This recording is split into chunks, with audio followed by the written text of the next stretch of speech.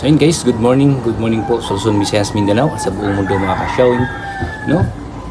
Today is Sunday mga kasyawin, no? July 20, 2025 mga kasyawin. So for today's video ay atin pong pag-usapan at himay-himayin po natin, no? Ang mga ano po ngayon, no? Mga kaganapan po ngayon dahil si Senator Amy Marcos ay nanawagan po, no? Kay BBM na sanay pipirmahan na po niya at nagpadala din po ang COMELEC ng liham doon po sa COMELEC mga kasyawing. So bago natin pag-usapan yan mga kasyawing at bago natin himay-himayin yan, ay don't forget to like, share, comment, and comment down below mga kasyawing para makita at mabasa po natin ang inyong mga komento po tungkol dito sa ating pag-usapan mga kasyawing. And don't forget to subscribe.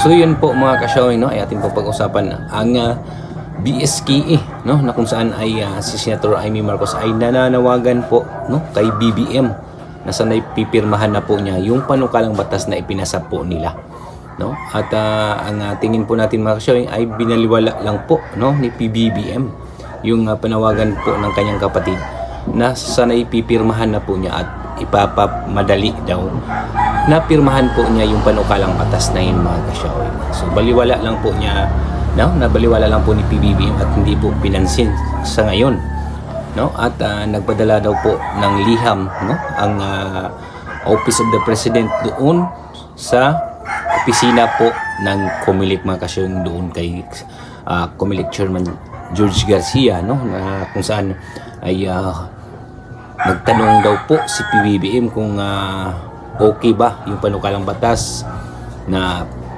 wala bang bawal yung ginagawa nila, no? Humingi po siya ng advice, no, kay COMELEC George Garcia kung yun ba pipirmahan po niya or hindi, no? Sana nga ay pipirmahan na niya, no? Pero ang tingin po natin ngayon mga kasyawing ay sigurado akong doon na niya babanggitin sa pagdating po ng kanyang SUNA, no? Dahil ngayon ay hindi pa po nagsalita si PBBM tungkol po dyan sa BSKE mga kasyawing, no?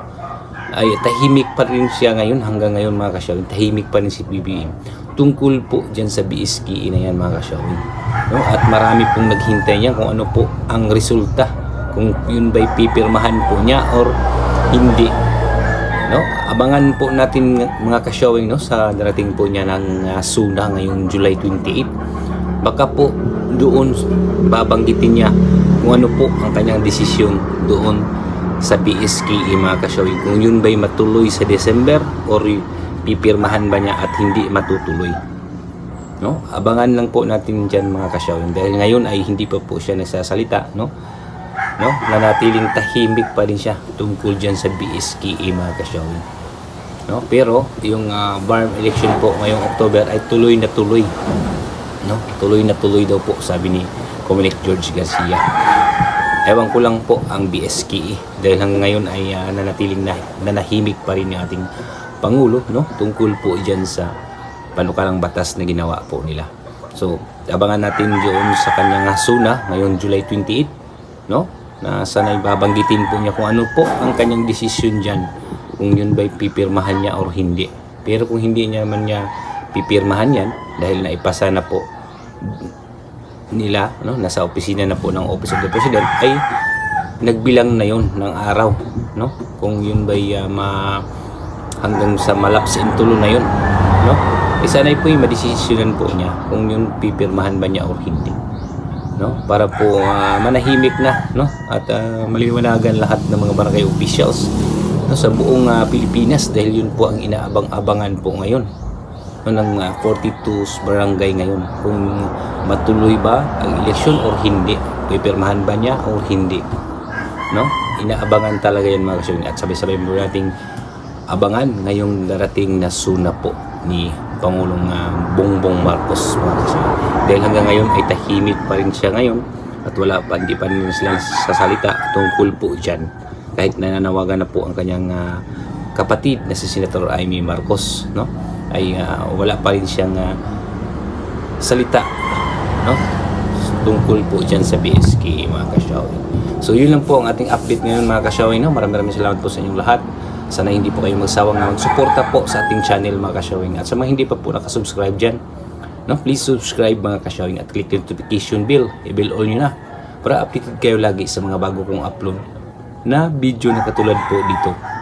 At itong mainit-init na mga balita, lalo-lalo na po itong BSKE mga ka-showing, hindi nila abangan talaga ngayon. Mag-subscribe na po kayo para updated kayo sa mga bago kong upload na video. So yun lang po mga ka-showing, maraming salamat po. Thank you for watching.